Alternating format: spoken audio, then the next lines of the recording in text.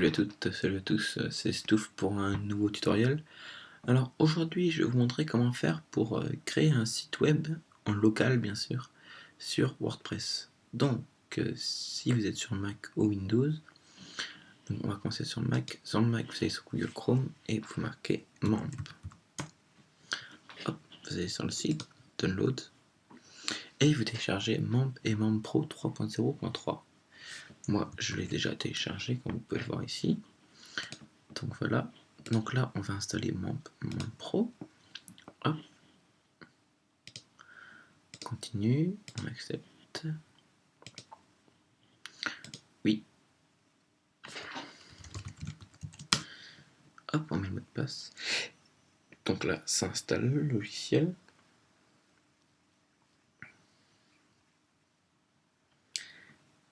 Et voilà, c'est bon, c'est installé.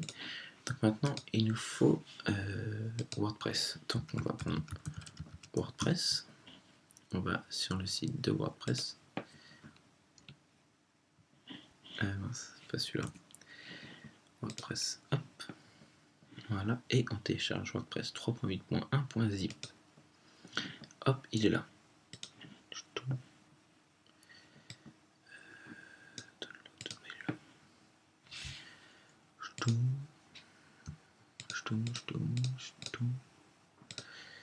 Hop, donc là on a MAMP et MAMP Pro, donc vu que MAMP s'est installé, on peut les supprimer.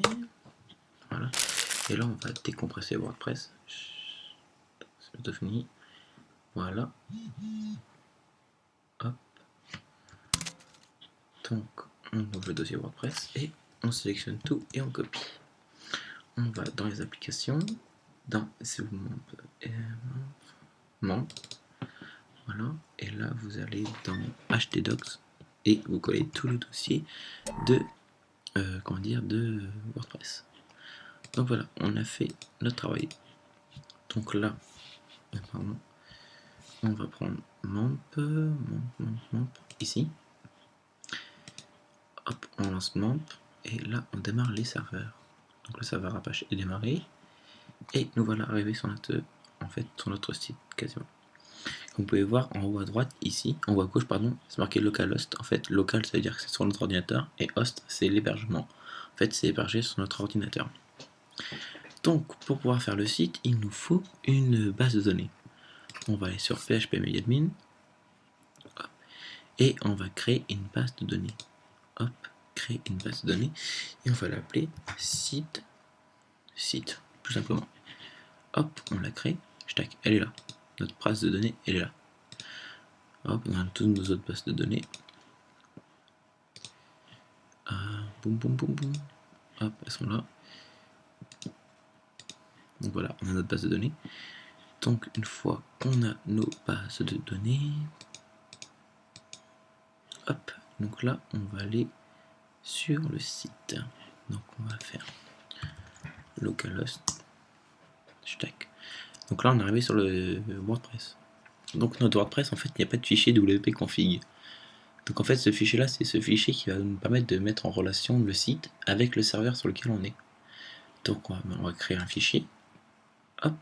Donc là comme ils nous disent, on voudra mettre la base de données, le nom d'utilisateur, le mot de passe et l'adresse de la base de données et préfixe de la table. Donc notre base de données, comme on l'avait dit ici, hop, on retourne dans phpMediadmin, c'est site. Là, base de données, 2 petits points, c'est site. Donc là, hop, on va marquer site.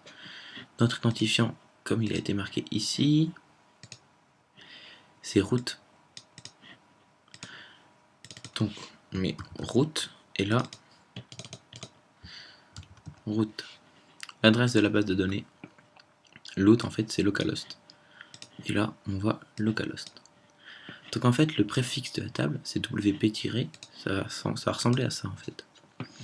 Comme vous pouvez voir ici, le préfixe en fait là, pour cela c'est events, E-V-E-N-T-S. Hop, pour cela c'est le même préfixe. Donc si on prend MySQL, il n'y a pas de préfixe. Là ici et là il y a time zone. Donc pour nous ce sera WP, comme WordPress par exemple. hop, ça on peut refermer, ça aussi. Donc là, on a notre table et elle, en fait, elle est vide. Donc quand on va mettre envoyer, hop, là on a créé le fichier wp-config.php. On va regarder, pardon, download, non, application, mamp, htdocs. Et là, on va regarder wp-config, hop, il est là. On l'ouvre, et là en fait, regardez, vous allez voir, on a notre base de données qui s'appelle site, le nom d'utilisateur, le mot de passe, l'adresse.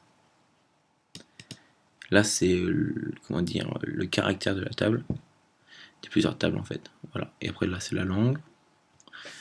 Donc en fait, WordPress nous a créé notre fichier. Donc là, on va lancer l'installation. Comme vous pouvez le voir ici, la table est encore vierge. Et là, hop, on va lancer l'installation. On va mettre un titre du site en fait. Geek. Hop, un identifiant admin, un mot de passe admin, un mot de passe admin. Adresse de messagerie, bon, une adresse, hein, je vais pas. Allez, de toute façon, on va pas être vérifié. Arrobase exchange.com par exemple. Et là, on peut demander au moteur de recherche d'indexer ou pas ce site. Si vous voulez que votre site soit référencé plus rapidement, vous pouvez mettre ça. Vous cliquez dessus. Donc moi ça sert à rien tout de suite parce que je suis en local, donc il n'y aura que mon ordinateur qui pourra voir que le site internet. Et là on installe et vous allez voir, la base de données va être remplie. Regardez, WP. Ça commence toujours par WP. Les users, hop. Et là on se connecte. Donc notre identifiant c'est admin, on va passer admin. Et comme vous pouvez le voir, nous sommes sur notre site. On peut aller voir le site, il ressemble à ça. Donc voilà, maintenant vous savez comment faire un site internet sur WordPress en local. Je vais faire une vidéo bientôt pour vous faire un site internet,